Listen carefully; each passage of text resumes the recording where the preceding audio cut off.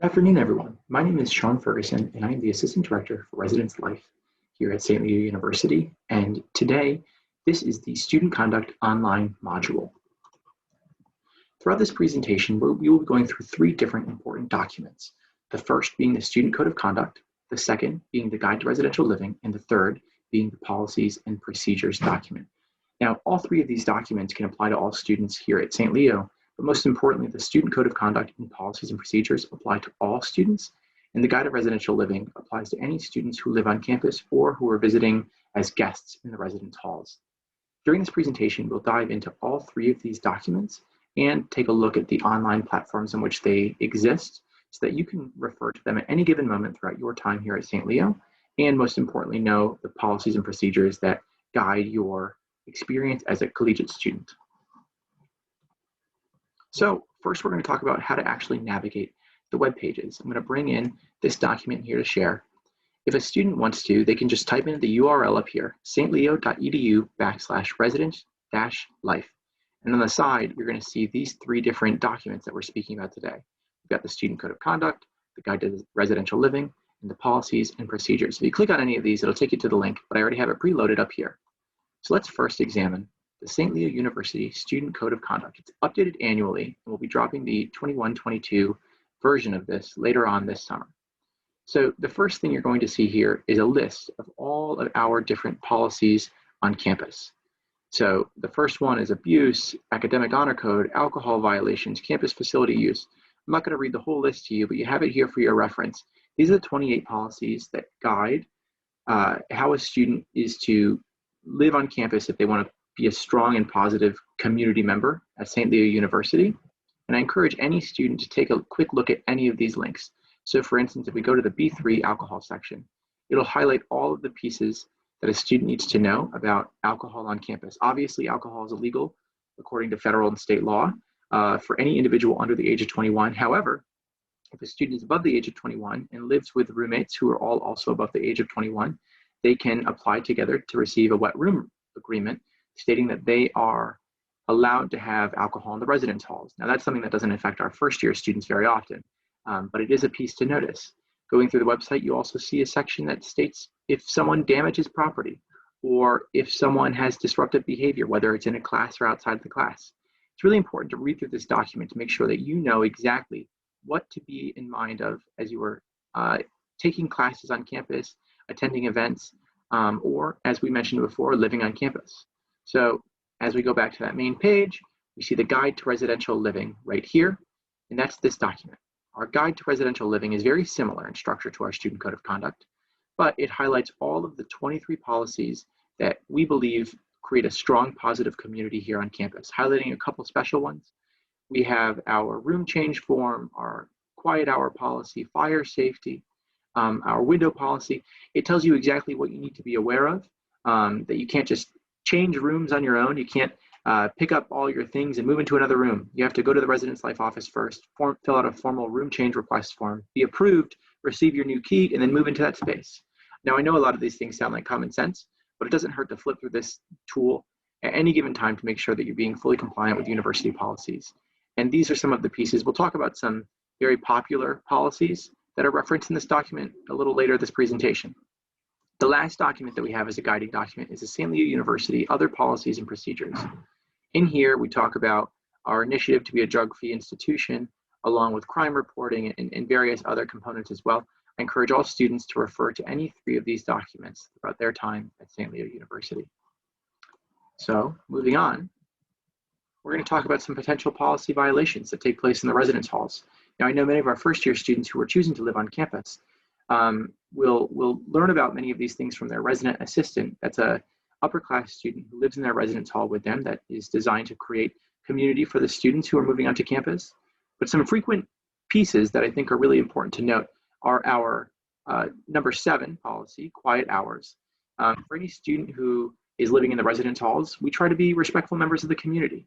We want to make sure that folks are playing music at a respectful level, especially if people are trying to study or sleep on a weeknight. Now, the quiet hours looks a little different on a Friday night or a Saturday night as we head into the weekend, but throughout the regular school week, we try to be very respectful and we end quiet hours earlier in the evening. We have number 10 policy for pets.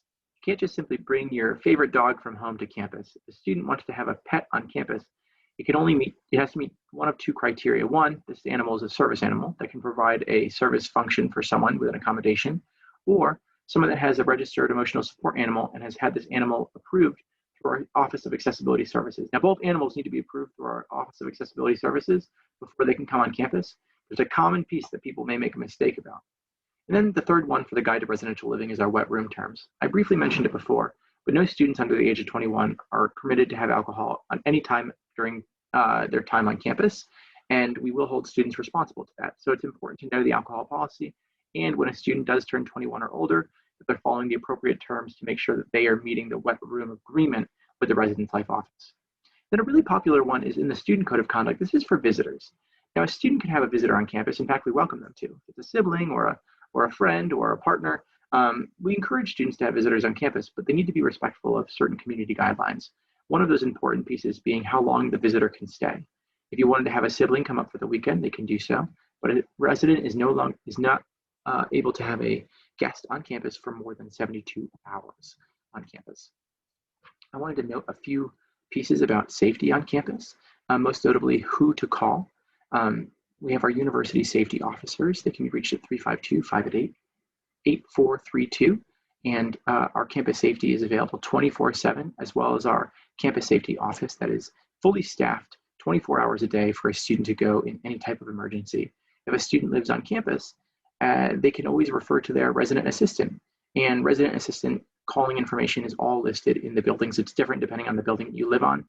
If you're a first-year student, you might be living in Marmion or Snyder Hall. You might be living in Alumni Hall or Roderick Hall or Benoit or Henderson Hall. And all of those contact information pieces are going to be found and listed in the residence hall itself. I did want to talk about what happens if a student violates a policy that we've listed in those 3 documents that we spoke to before. A student who violates a policy will go through the university conduct process.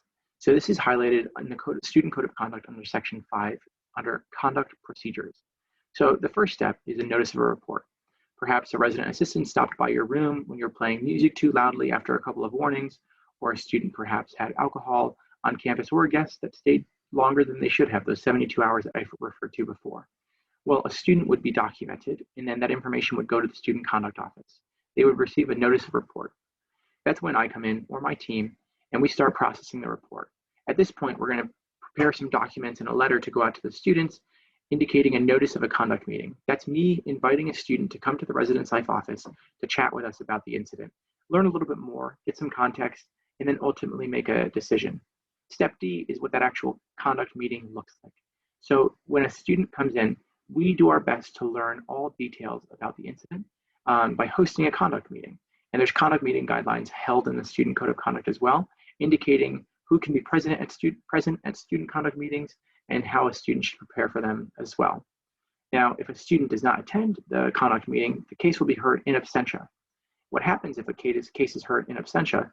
It just means that the conduct officer, the hearing officer, will be basing their decision off of the preponderance of evidence. What that means is the student who's listed or cited in the documentation more likely than not having been responsible or not responsible for the cited incident policy violation?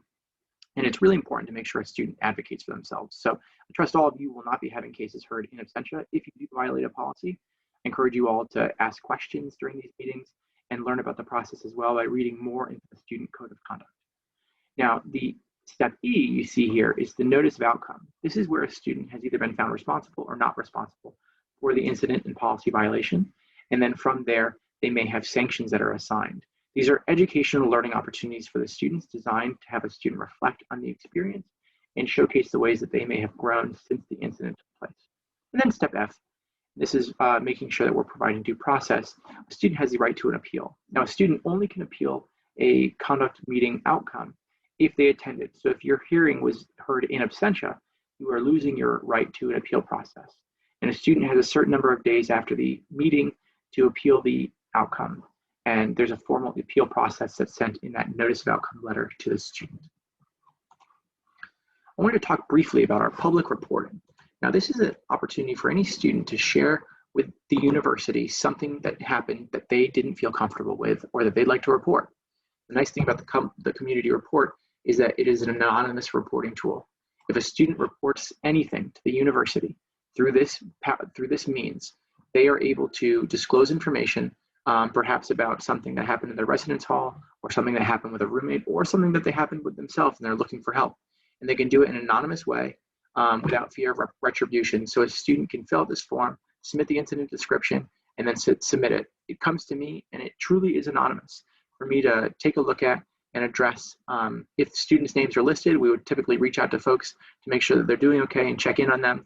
If there were potential policy violations, it's the responsibility of the conduct office to follow up with those policy violations.